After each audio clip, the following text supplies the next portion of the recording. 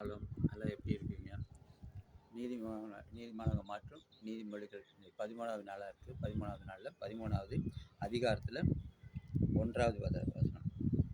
ஞானமுள்ள மகன் தகப்பனுடைய போதகத்தை கேட்கிறான், பரியாசக்காரனோ கடிந்து கொள்வதற்கு செவி கொடான். ஞானமுள்ள மகன் தகப்பனுடைய போதகத்தை கேட்பார். தகப்பனுடைய போதகம் இப்போ பார்த்தீங்கன்னா எல்லாம் நல்லதாக சொல்லுவாப்புல. தகப்பன் நல்லது காரியத்து மகனுக்கு நல்லதான் போதிப்பாப்புல. ஏன்னா அது நல்ல தகப்பன். ஏன்னா ஆவிக்குரிய தகப்பனுங்க எப்போவுமே நல்லது போதிப்பாங்க. ஆனால் ஆவிக்குரிய தகப்பன் இல்லாமல் மற்றவங்க யார் பண்ணுவாங்க, மற்றவங்க துன்மார்க்கத்தனமாக ஏதோ ஒன்று பேசிகிட்டு இருப்பாங்க. அப்போது ஆவிக்குரிய தகப்பன் என்னவாங்க, அந்த மகன் ஞானமுள்ள மகன் ஆவிக்குரிய தகப்பன் சொல்லக்கூடிய எல்லா காரியங்களிலும் நேர்த்தியாக நடக்கணும். அப்போ தான் ஞானமுள்ள மகனாக இருக்க முடியும். ஏன்னா தகப்பன் சொல்கிறாங்கன்னு சொல்லிட்டு வீணாக வார்த்தையில் பேசிட்டு இருக்கக்கூடாது.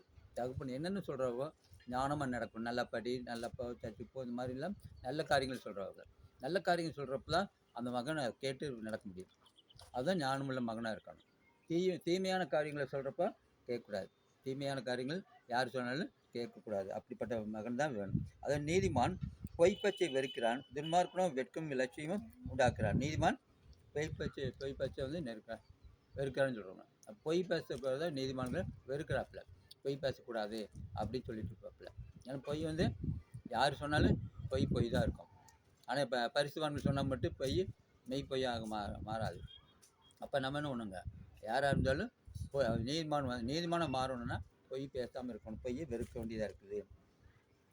ஒன்றுமில்லாதிருந்து இருக்க தன்னை செல்வோனாக பாராட்டணும் ஒன்று, மிகுந்த செல்வம் இருக்க தன்னை தரிசனாக பாராட்டணும் இருக்குன்னு சொல்கிறாப்புல. அவங்ககிட்ட ஒன்றுமே இருக்காது, அவங்ககிட்ட காசு பணம் எதுவுமே இருக்காது. ஆனால் வீண் ஜம்பமாக பேசிட்டு இருப்பாங்க. வீண் ஜம்பம் தேவன் வெறுக்கக்கூடியவராக இருக்கிறார்.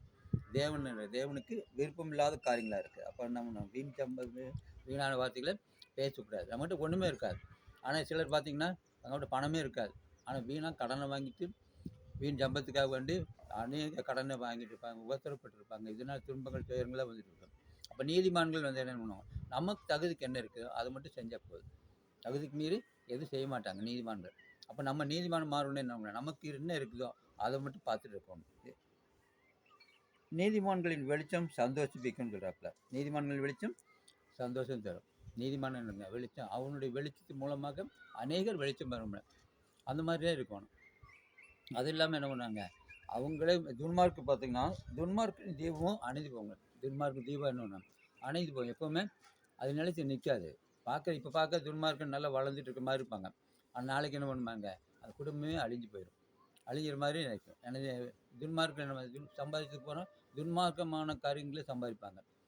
கோடிக்கணக்கில் பணத்தை வாங்குவாங்க, லஞ்சம் வாங்குவாங்க. அவங்க வீட்டில் என்ன இருக்கும், இருளாத்தான் இருக்கும். அவங்க நிம்மதி இல்லாத வாழ்க்கை தான் வாழ்ந்து கொண்டு இருப்பாங்க. இப்போ நீதிமான்கள் வெளிச்சம்ங்க. நீதிமான் என்ன பண்ணுங்க, உண்மையை கொஞ்சம் சம்பாதிச்சாலும் அது உண்மையாக இருக்கிறப்ப அவங்க வீடு எப்போ வெளிச்சமாக இருக்கும்.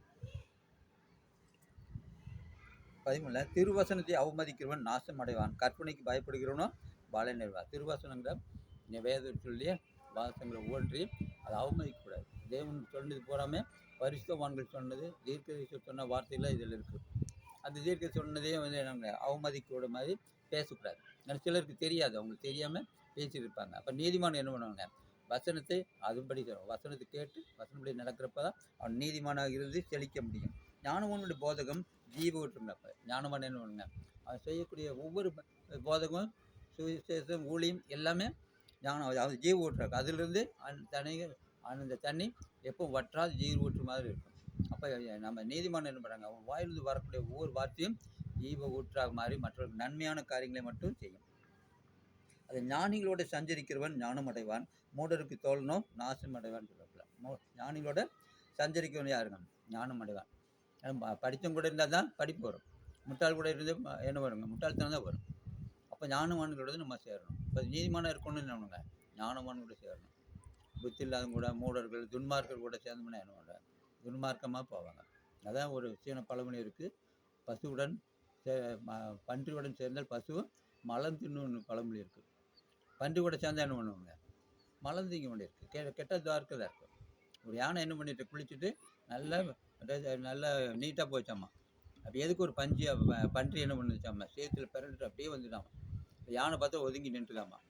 அப்போ இதை பார்த்துட்டு இந்த நரி என்ன சொல்லிச்சாமா, என்னது இவ்வளோ பெரிய யானை, இவ்வளோ பெருசாக இருக்கிறீங்க, பலம் இல்லைங்க, ஒரு பன்றி பார்த்துட்டு பயந்துட்டு போகிறீங்களேன்னு கேட்டுதாம்மா. அப்போ சொல்கிறேன் அது அப்போ என்ன சொல்லுது நானும் பன்றி வந்து பைக்கில் அதோட அசுத்தம் என் மேலே ஒட்டிக்கும், அதனால தான் தள்ளி போகிறேன் அப்படின்னா. இந்த மாதிரி என்ன பண்ணுங்க, அவருடைய அசுத்தம் நம்ம வரக்கூடாதுன்னு என்ன பண்ணுவாங்க, நம்ம தள்ளி போயிடணும், ஒதுங்கி போகணும். ஞானவான்கள் என்ன பண்ணுவாங்க, ஒதுங்கி போவாங்க. ஏதோ சண்டை சச்சரவு வந்தாலும் குடிச்சிட்டு வெடிச்சிட்டு ரகலை பண்ணிட்டு டிச்சில் பரண்டு தான் என்ன பண்ணுங்க, நானும் வழி போயிடுவான். அப்போ அவன் அது சேரு அவன் மேலே வராது, அந்த அசுத்தம் நம்மளை அண்டாக இருக்கும். அதான் நல்லவன் தன் பிள்ளைகளுக்கு சுதந்திரம் வைத்து போகிறான், பாவியின் ஆசையோ நீதிமானுக்காக சேர்த்து. நல்லவன் என்ன பண்ணுவாங்க, அவன் செய்ய கொடுப்பதெல்லாம் நல்லது, பிள்ளைகளுக்கு என்ன பண்ணுவாங்க, நல்லதை வச்சுட்டு போவான். பிள்ளைகள் என்னவாங்க, இவங்களோட பேர் அவங்க அப்பாவோட பேர் நல்லது செஞ்சோன்னா என்னங்க நல்ல பேர் கிடைக்கும். இல்லைன்னா என்னவாங்க, இவன் துன்மார்க்கன், இவன் கோடிக்கணக்கில் பணத்தை வச்சு இந்த பணமெல்லாம் வேஸ்ட்டாக போச்சு, இவன் துன்மார்க் சம்பாதிச்சிருப்பா பாவ காசு அப்படின்னு சொல்லுவாங்க. ஆனால் இப்போ என்ன பண்ணுவாங்க, அதனால என்ன பண்ணுவாங்க, நம்ம நீதிமான் தனக்கு திருப்தியாக புசிக்கிறான். நீதிமான் நமக்கு திருப்தியாக புசிக்கிறதுனால நீதிமானது எப்போது திருப்தியாக இருக்க முடியும்? துன்மார்க்கன் ஒரு வயிறும் பசித்திருக்கும், துன்மார்க்க வயிறு எப்போ பசிக்கும். அப்போ நீதிமான மாறணும் என்னவாங்க, தேவனுக்கு பிரியமான காரியங்களை செய்து இந்த வசனங்கள் மூலமாக தேவனுக்கு பிரியமான காரியங்களை செஞ்சால் நீதிமான மாறி தேவனுக்கும் நாட்டுக்கும் அநேக நன்மையான காரியங்களை செய்வார். தேவன் தாமே ஆசீர்வதிப்பாராக.